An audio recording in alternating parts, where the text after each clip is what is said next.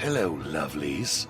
Welcome to Horror 421, the podcast, with your host, your friendly small-town horror author, Charles Campbell. Sit back, relax, and enjoy the frights in this week's episode.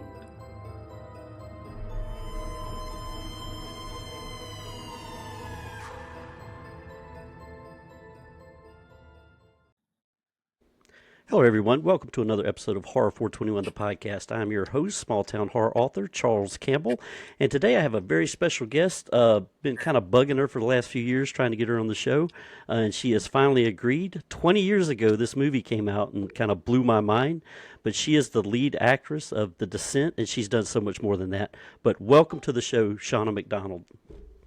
Thank you. I'm so excited to be here. I'm excited to have you here, if you can't tell. And I definitely want to get right into it. You have done so much more than The Descent, and I would need another entire episode to cover everything you've done.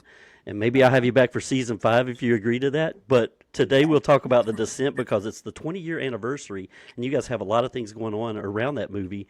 So for my listening audience, if you could maybe give a little brief background on yourself, and then we'll get into some Q&A. So, a background of myself as an actor, or just specifically with horror?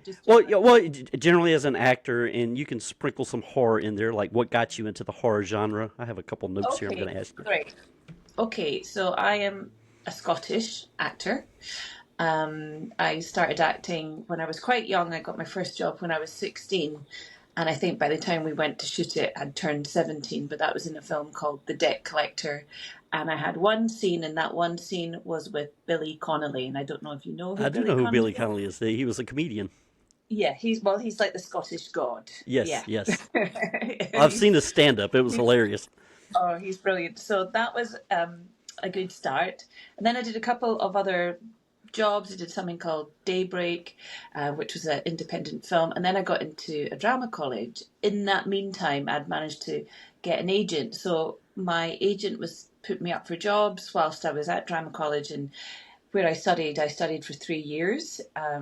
But I managed to sneak away and do some films and come back, and they were really good about me going to do stuff, because some drama colleges just lock you down and they don't want any sort of outside influence.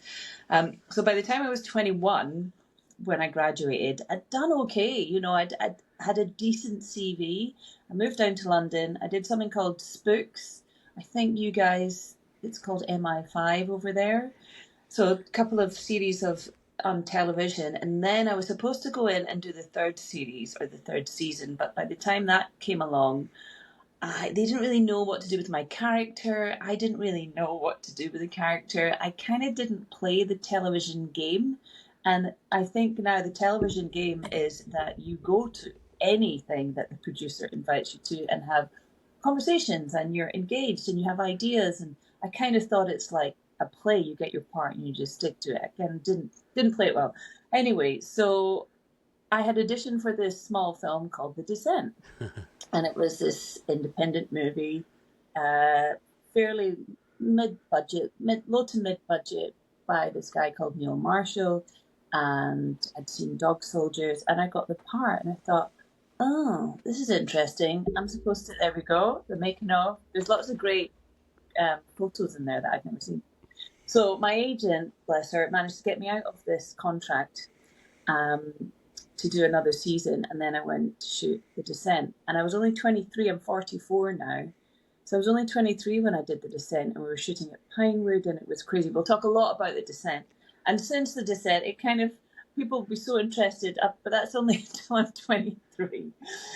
So I've done 6 horror movies in total. And I've got 3 kids. I live back in Scotland now. I also run an performing arts centre for young people called Edinburgh Youth Theatre, and it's accessible and inclusive. I'm still acting. I've got loads on my IMDb. I don't want to go through the whole filmography because you'll get really bored. But I've done things like people, you know, when I'm at conventions, and even if it's a horror convention, they'll still sneak in. Like, I'll sign things for Filth. I did a film called Filth with James McAvoy. I did Star Wars. Yeah.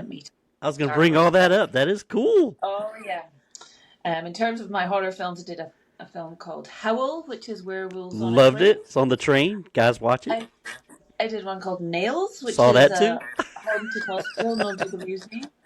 I did one called The White Chamber, which is less known. I haven't seen that one. Essentially, I'm stuck in a box for a really long time trying to get out of a box. And I did something called the Mutant Chronicles, which was based on a video game of the same name, I think. Okay. That's kind of more action horror. And I think I did something called The Hike. So, horror for me I love the genre. I don't watch many horror films because I am a big wimp. But when I say I love the genre, I love the feeling of working on a horror film, because everybody that works on a horror film they have this sort of giggly glee about it. And especially when the blood comes out, or the special effects makeups come out, or there's a big fight, or because horror, it's extremes, isn't it? And you get to really invest. There's nothing, well, I was going to say there's nothing subtle about horror films, but that's not entirely true, because I think you need to have like realistic portrayals of characters so the audience get on their side, and it's really important that they care whether they live or die. So it's not that it's big brush strokes, but you just get to really let loose in a horror film. Oh, that's true. And horror crosses all types of genres and subgenres. And Yeah. you have the hack and slash where it's not taking itself seriously, but there's some really mind-blowing, deep thought horror films out there.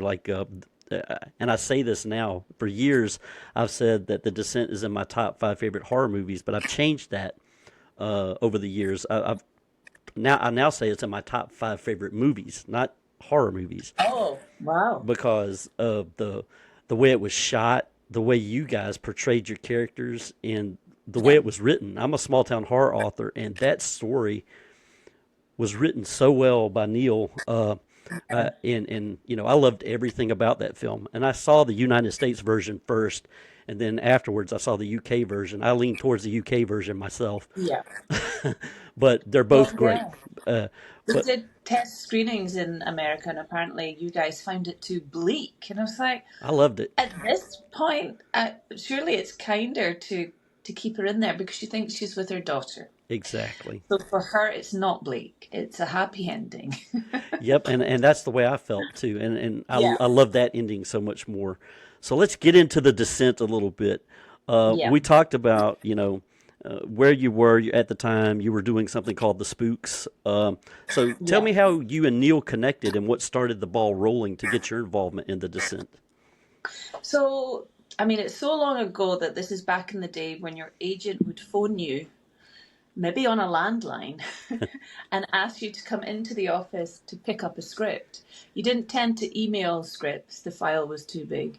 Sometimes if you haven't had a fax machine, they might email you some scenes. But the easiest way was to physically get yourself to the office and pick up a brown envelope in which was a script. And that's just so much more exciting. I mean, I wish it was the case now. So I took the script, and I was living in London at the time, and I had to get the train up to Scotland. And at that time, it took about 5 hours. I mean, it's quicker now. And I had this time with a friend on the train, and I said to my friend Simon, I said, I've got to read this script, and it's horror. He's like, what's it about? I'm like, well, it's about 6 girls that go caving. It's going to be really, I don't know, it's just going to be a bit tongue-in-cheek and a bit too sexualized, and I just don't know if I want, because it's back in the 2000s where lots of lad mags is what we called it in Britain, FHM and Loaded, and everything was just a bit sexualized, even though we're coming off the tail end of Spice Girls and girl power and all that. It hadn't really solidified, and I was quite young. I wanted to be a serious actor, whatever that really means, and I thought, oh God, I don't know if this is going to be the right move. Anyway, Simon was like, and I'd seen Dog Soldiers, and he's like, Shauna, honestly, I think this is going to be amazing. Anyway, so we start reading it together. He says, well, you read it with me. We'll read the parts together. And then as soon as my husband gets the pole through his head and it goes through to my daughter, I was like, I'm in. What a brilliant start to a film. This is excellent. That was amazing. And I did start reading the book that I picked up, and that was Neil's niece. Did I read that right? Yeah, little Molly. And little Molly is not little Molly anymore. She's 28. And I met her for the first time again a couple of months ago because they showed The Descent in Fright Fest. And I flew down to be with Neil. And Neil was like, Molly's coming, Molly's coming. And it's just so bizarre because she is the passage of time. Yeah. Oh She yeah. embodies it, you know. 8 to 28 is hugely different. Oh, I'm 56 and we have a 30-year-old daughter, so I definitely get it. You get it, you know. So it was so lovely to be with her, and she was so sweet. And of course, I think actually she did see. Did she see the monsters? But I think she was part of the process, and she certainly wasn't scared. But there's a really cute little outtake on the DVD extras, and you hear the first Jack shout action, and she turns to Ollie. Oh, you got it, Ollie, who plays my husband, and goes, my uncle's supposed to say that. So she was really proud of her uncle for doing this film. But she was a total joy. She was so sweet. Anyway, so I read this film and I'm totally hooked. And then I go to the audition and they'd already cast Beth, who was played by Alex Reed. So Alex was there to read with me. And the scene that they got us to do, or one I remember, was they got us to crawl through these chairs. And it's the scene that Sarah first gets stuck in the tunnel. And she says a little joke.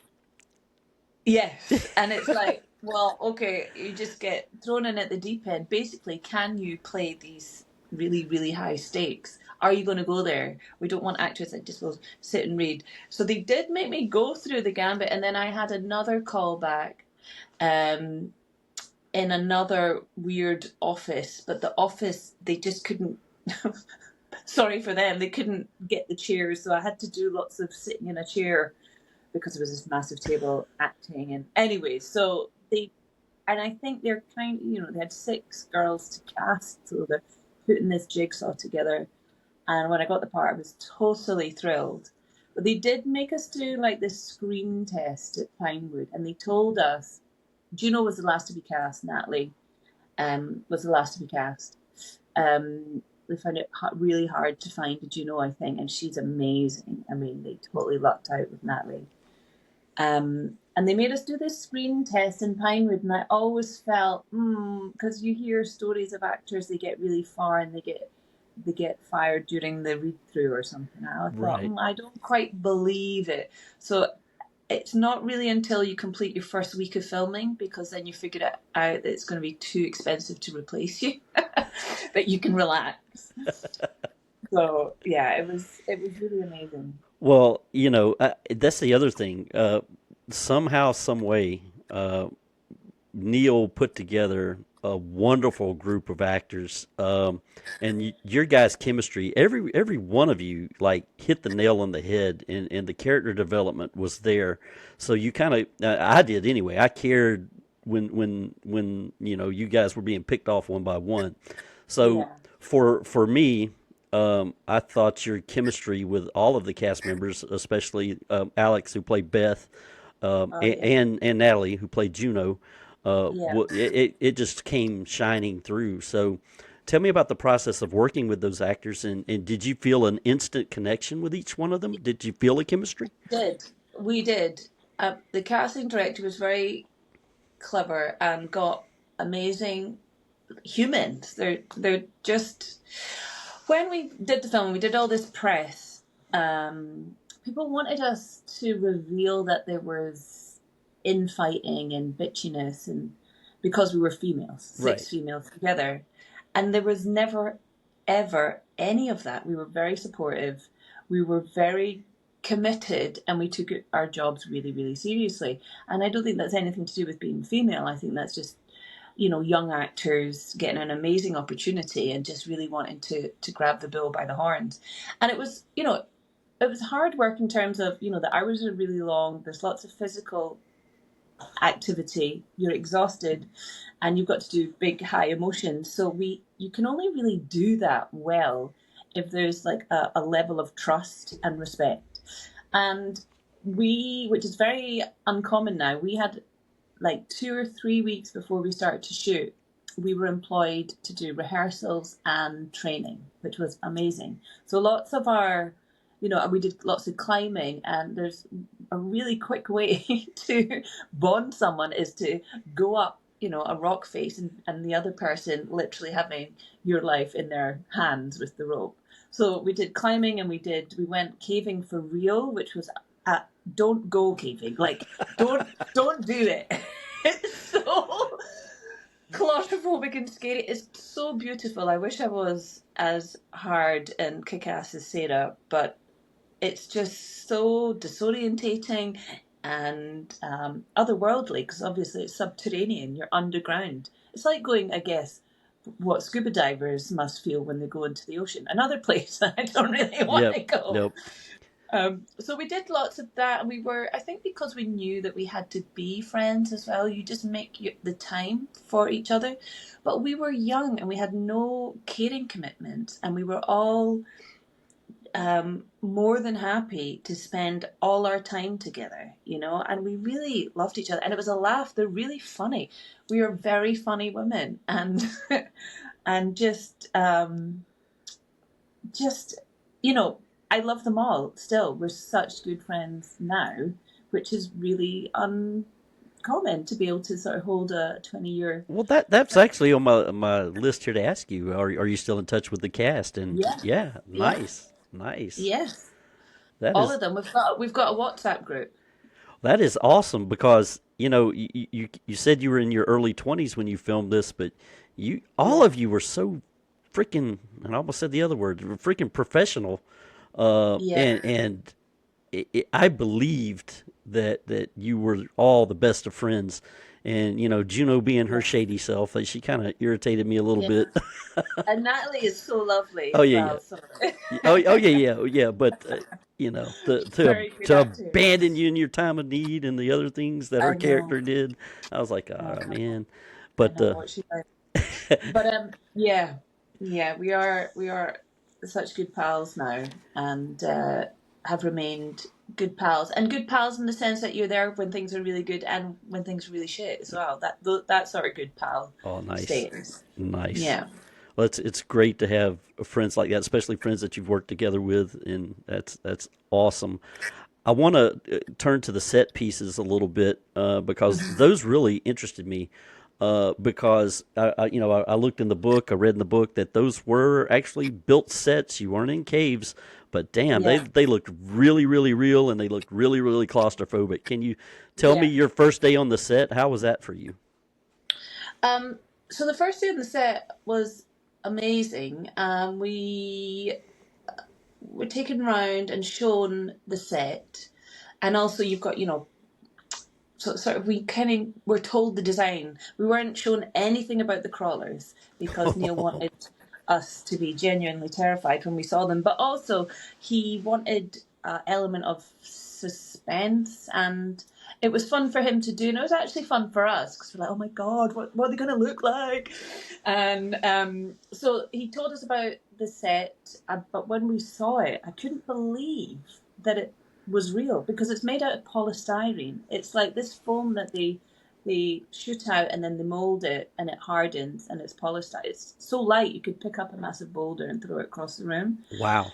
Yeah. Yeah. So we were like, oh God, it's going to be polystyrene. We're going to really have to imagine. And then you go on set and it's like, wow, it looks like the caves that we were caving in for real as part of our training, but more epic, more Simon Bowles, the designer, wanted the system of caves to completely change color, for each Right. episode of the descent, for each section. And if you look at it, it starts very red, and then it changes, and then at the end, it's black and white really with the bones.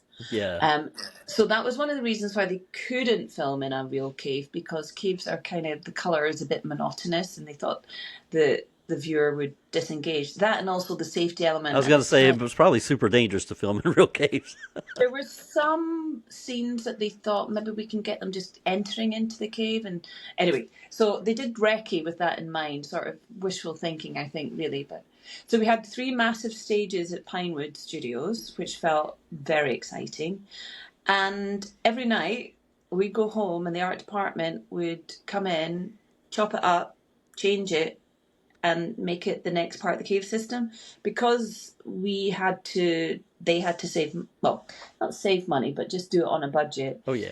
We shot chronologically going through the cave system. Unfortunately, fortunately for in terms of, keeping track of your emotional journey, it was really great. But we only shot chronologically to the point of being in the cave, because when she escapes, we actually shot that in the first week of filming. So when I come out, I'm actually really clean. And that's because we had no idea how dirty we were actually going to get. And we get away with it because you've been in the dark for so long and you come into the light. But I remember them in the first week of making me up. And we were going, oh my God, I'm so disgusting.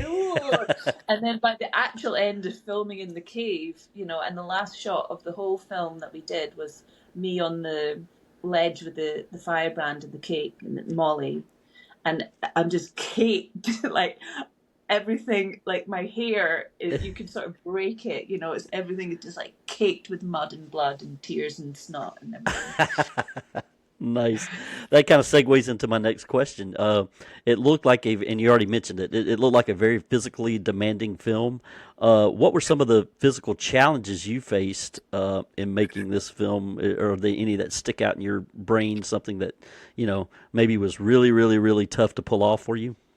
Yeah. Well, I really wanted Sarah to look a bit of a beast. Like if we'd had longer, I would love to sort of appear like James McAvoy does in Split, or is it Split, the one where he's like, maybe it's not. Yeah, they Split, did a trilogy. They did Glass, yeah, Split, the one where he's and like his neck has like crippled his eyes. I'm like, okay, how muscular can I get Sarah by the end? And unfortunately, obviously filmed me coming out first. And it's like, okay, so if we ignore her, she comes out and she's still quite, I'm going to do as many press-ups as I possibly can. So for the stuff when she's covered in blood and when she's hanging on, I just want her to look animalistic and just primal and just beast-like. Like she is fighting for her life, and I want her to look dangerous. So I thought, okay, without, a nutritionalist or whatever. So I would be filming in the day and I'd be going to the gym and trying to do all that stuff. And of course, like we're all, I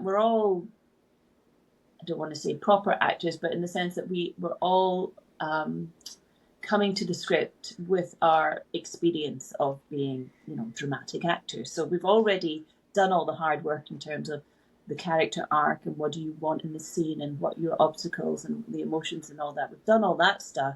But this sort of physicality of a character, I'd never really done that before. Thinking really about the image of her and, wanting the audience to be almost scared of her. Like, I don't want to bump into her in an alleyway at night time. So that was sort of hard to do just in terms of, it's just physically demanding. But to be honest, everything that was physically demanding was just so much fun. And I remember the fight sequence at the end that Natalie and I do, and Sarah, when they're fighting for their lives. Oh, geez, when you drop that chain, I'm like, oh my God. Oh, and she knows she's in trouble at that moment. Yep. But one of the crawlers, Craig Conway, who's one of the sort of lead crawlers, he had hurt his ankle during a rehearsal, so he had to get shipped off to go to hospital. So in the crawler ranks, we promoted one of the other crawlers who's actually he was quite a slight actor, very thin and slight. So the end is supposed to be like these, yes. Oh, I love that, Fangoria, that's brilliant. So we were all pumped up for this fight, and of course, nothing goes to plan because that's life. And you've just got to be able to I don't know, roll with the punches, no pun intended. So that fight sequence at the end, we could have panicked, but we didn't. And we just like got our head down, sorted out the sequence, and then we all just went for it. And we are still fighting men, you know. They are still big, you know, strong, agile, really scary looking guys. And we didn't, my memory, and Saskia has a different memory, but my memory is that we never talked to them at all. Maybe that's just what I've convinced myself. But Saskia was like, Shauna, what are you talking about? We had cups of tea and bourbon biscuits between us. Oh, I don't remember that. Maybe I didn't chat to them as much. Because certainly when we were doing those sort of scenes, we were kept apart because Neil just wanted sort of this clash of the titans Right. when we were together. So it was intimidating, you know. It was quite frightening, but in a safe way, and everybody's just, you know, really hyped up to do it. Now, when you were in the big puddle of blood scene and you come up, was that a female crawler that attacked you, or did That's a right. female play that part? I'm just curious. A female did play that part, and bless her, she had no idea what she was stepping into. And her costume, because everything is hand painted in this prosthetics, so there was a very thin layer protecting her modesty. And when we're in this blood pool, you know, it's starting to come off, and I could see her panic going, what the fuck film is this? What am I doing? I mean, Oh shit! honestly, we're playing it straight. It's not like that. Because I was trying to reassure this woman, and that sequence looks amazing. It That does. whole, so I hope she's like, she feels okay about it, because she looked amazing. And also the actors playing the crawlers, they, you know, however we complained about being tired or cold, we made sure not to do it when the crawlers were there, because they'd been at Pinewood since 3 a.m. and they were naked apart from modesty, and they had, I think their makeup started 7 hours and went down to 5 hours or something like that, and they've still got to take it off at the end of the shooting day. My So goodness.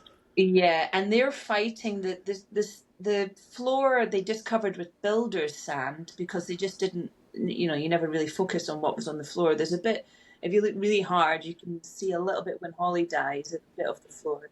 But their, you know, their arms are getting scratched to bits with all this. So the girls were very good at, if we've got a complaint about being cold and tired, we don't say it in front of the actors playing the crawlers. Well, I want to stay on the crawler subject for 1 second. We talked a little bit in detail about the crawlers themselves, but you said that Neil didn't reveal the crawlers to you immediately. That it was kind of organic while you're filming. So tell me how Yes. all of you reacted, if you remember, to Yeah. seeing the crawlers for the first time. So because in the cave system it was, we got to shoot chronologically. Sarah sees the crawler first. So I had seen the crawler literally just You got the down brief the glance end. in the movie. It was a brief Yeah, shot. that was it. Yeah. And then they whisked him away, and I didn't see him. You know, there's, you know, what people don't really fully appreciate until they visit a set is it's lots of hanging about. You're usually waiting for them to light it. And actors, because we're really just children in bigger bodies, just love to talk and play and just chat, and, you know, and they just did not want that between us, and they didn't mind it with the girls together because we were meant to be friends, but they didn't want to break that concentration. So the girls were asking me, what did it look like? And I'm like, I don't know. It was like white and weird, and it looked like a bit, I don't know, vampire-ish, but a bit slimy. So they're trying to get all the information out of me, and I'm like, I could really hardly see it. And then it left like much the same as Sarah. Just like the was film, huh? This is thing. Honestly, guys. And then when the big reveal comes, it's actually Sarah's point of view through the night vision in the camcorder. So Oh, really? When you're yes, oh, yes. So they didn't want me to be trusted. Fair enough. To capture the reveal. So Sam McCurdy took the camera. So I actually got to watch the other girls see it for the first time.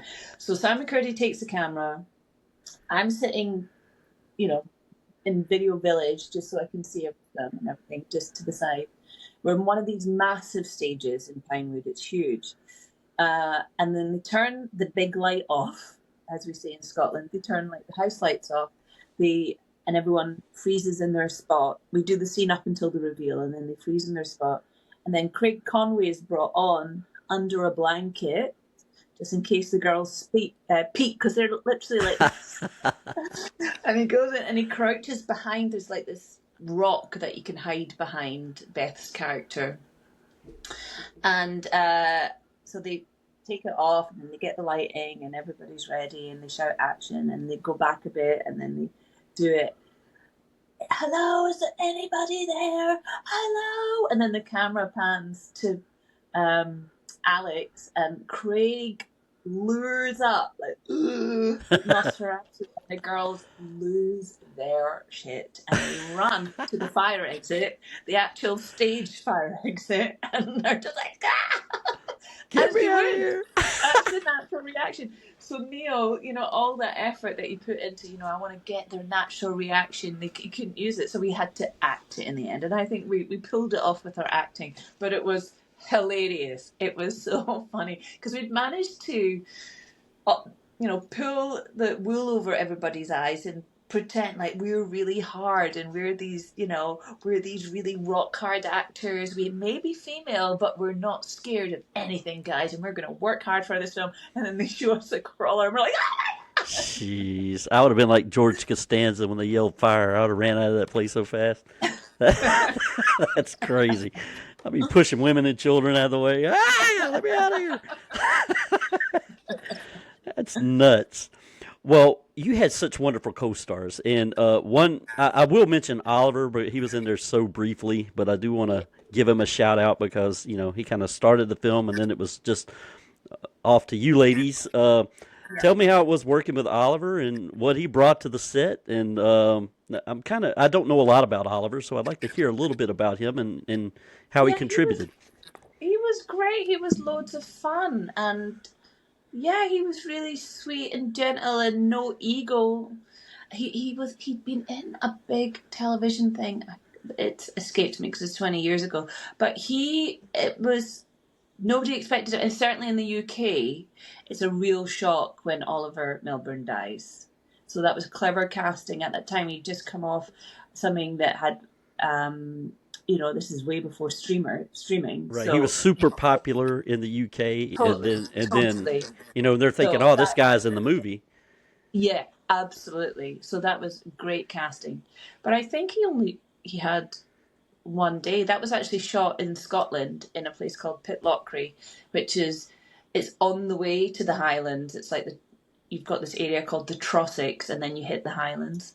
But really beautiful, and we were staying in this like kind of like the Shining Hotel. There's this massive old hotel in Pitlochry that looks like the Shining Hotel, and it's got a really long, winding drive to get up to it. So we were all staying there, and I don't think the girls would mind me saying that we'd work really hard, and then we would play quite hard as well, because why not? Especially when film crews go on location, everyone's away from home. They're like, shall we go to the bar? Yes, we'll go to the bar. So, Oliver just jumped in and was just super fun and just a really nice presence to have on set. Oh yes, and we did also do another day. We needed the crash had to be in a controlled environment, and we shot that in Silverstone, which is a racetrack. So we had to do the crash in a different space. Well, that's pretty cool. I do want to be respectful of your time. I know you have somewhere to be today, so I appreciate you joining the podcast. But I do have one question, and it may be putting you on the spot. Because all of you work so well together, is there a feature you can point out about each castmate of the women that you work with? Something that you remember fondly about each one of them? Well, they're not dead, but... Well, I would say, okay, so Miana is so intelligent, such an amazing actor, can do any accent. She speaks fluent Swedish. Well, she is Swedish. And sometimes it sounds like she's making it up. Swedish is one of those amazing languages. I'm like, you're just making that up. Miana played Um, Sam, correct? she played Sam, and she is like, oh, she's got a massive heart. Whenever I go to London, I stay with Miana, and our families like feel connected. Like she's just so easy to get along with, but she has friends from all over the world. Like she's so cultured and so respectful of cultures that her life is just full of people from all over the place, you know? And she always says yes, you know? Can I come in? Yes, yes, Yeah. yes. And she lived in the Middle East a lot. So she'll do this thing where she will give you something always from her home. Oh. So I always come back and Carol's like, have you been at Miana? It's like, yes, yes, I've been at Miana. Nice. Saskia is a goddess. Rebecca. And She played Rebecca. Okay. she is fiercely intelligent. She speaks like 4 languages. She's also a published author. She's this kick-ass agent now. Nice. And she is like a huge emotional support. But if you want some like hard talking to, especially about the industry, she's really good at that, you know? And she's fiercely loyal and a lot of fun and very funny. Like the girls are all funny. That goes without saying. NJ is like this, Nora Jane is this kind of, she's Irish, but she's got that sort of Celtic, creative otherworldliness about her, you know, in terms of being an amazing storyteller, and she's so talented. She's also a writer, but she's also very gentle and loving and warm, also really funny. And they're all amazing mothers as well. Alex is she could drink me under the table probably still to this day. Her acting is phenomenal. With Alex, she doesn't show you the joins, so it sometimes goes unnoticed. I think she's the best thing in The Descent because she's so natural, and that's not her being herself. That's her just being an amazing actor. She is so good. She is so good. And on the page, it wasn't funny, and she just made it really funny. And I remember, how are you doing that? I don't understand how you just did that. Well, she got your character's ass moving when she needed to, too. I mean, let's go. Forceful. She's got all the colors, and it's a light touch. She just sort of lightly touches her work, but that's because she's thought about it really hard, and nothing is overplayed. She never emotes, and sort of in life, she is like that. She's she's completely solid but playful and reliable and just a lovely human being. And Natalie is just another goddess in a sort of way that she's an amazing singer, amazing dancer, amazing actor, so beautiful. And sometimes when I listen to her life and where she's been, because she's all over the place, I'm like, you're just like another being. Like how it's like how are you existing? I feel like that my life is like, I don't know, it feels a bit mundane sometimes compared to Natalie, who's just having this amazing, experience somewhere, or she's met these amazing people and she's just traveling. They're all just, I don't know, they've like enriched my life so much, and we're very straightforward with each other, and we've been there for each other, and that's why ultimately our friendship has lasted so long, because we say we do what we're gonna, we do what we said we were gonna do. So I will be there. I've got a show opening, I'll be there. Or it's my birthday party, I'll come down for that. I'm getting married, we're there. We show our love with our time and being there for each other. Well, thank you for showing some love to me today with your time. I appreciate that. Not at all. You caught me. I saw another message, and I thought, do you know what? I think I really would love to talk to Charles. Well, thank you so much. I appreciate that. He's such And a fan. I know you have something coming up to commemorate the 20th anniversary of the descent. I don't remember exactly what it was. I saw it on Instagram. So if you want to share Yes, that with the listening audience, because I'm sure I have yes. some listeners in the UK, hopefully. Oh, great. Well, they're doing a 4K restoration. So across cinemas right now in the UK, you can see me. So I think The View and Cineworld and where I live in Edinburgh, the Everyman Cinema are doing a very special screening tomorrow. And I'm doing a Q&A afterwards. And then in London, the Everyman Cinema are doing the same. And they've got the amazing Neil Marshall doing a Q&A afterwards.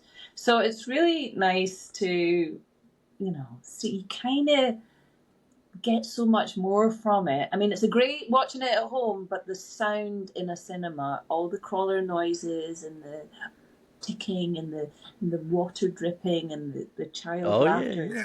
Oh, it's great. If they do Yeah. that here in the U.S., I definitely want to go. I don't know if they're going to do that here, where they Well, re-release the film. hopefully, maybe they'll see how it's gone down here. But I mean, people have shown it in caves. I would go. Like I hear, oh, I saw your movie and I was in a cave, and I was like, what? Invite me. I would go. That sounds pretty cool. If they really want to fuck with people, they'd have crawlers dressed up in the cave while they're watching. That would be awesome. Yeah. All right. Well, again, I want to thank you again for your time. I'm going to give you another minute or two to plug anything you'd like. If you want people to know where they can find you, any events or book signings. Yeah. I'm an author, so I say book signings. So, but any conventions that you're going to be at, please share away. Well, I've just done a whole load of conventions. I'm going to be in Germany next year, but Okay. if you follow me on Instagram, it's is it Shauna Macdonald official or the That is official Shauna that is Macdonald? correct. Yeah. I have shied away from Instagram for far too long. So don't be put off by my small number of followers because it's only in the last month I've said to myself, you either have to commit or go home, Shauna. You're either doing Instagram or you're not. So I'm going to do it for 6 months Okay. and I'm going to commit to it and give you guys some content and, just do the thing. So I will be putting up on the Instagram any new thing I've got coming out. I've got Awesome. something coming out on November the 16th called Summer Water, which is a Channel 4 television show. So hopefully we will get it onto another service so people in the US can. Oh, great. Oh, is that the Soundtrack. record? Yeah, it's the soundtrack. Oh, great. Yeah. That was great too. Oh, that's cool.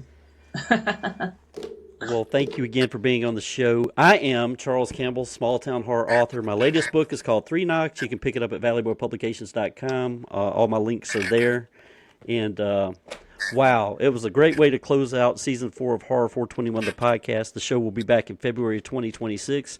Maybe I can have Shauna on next season to talk about all the other shit she's done because she's done a lot more than The Descent, and I'd love talking to her. So thank you again, Shauna. Oh, thank you, Charles. My pleasure. All right, you guys have fun until next season. Thank you. Bye-bye. So how do I do this? Do I just leave it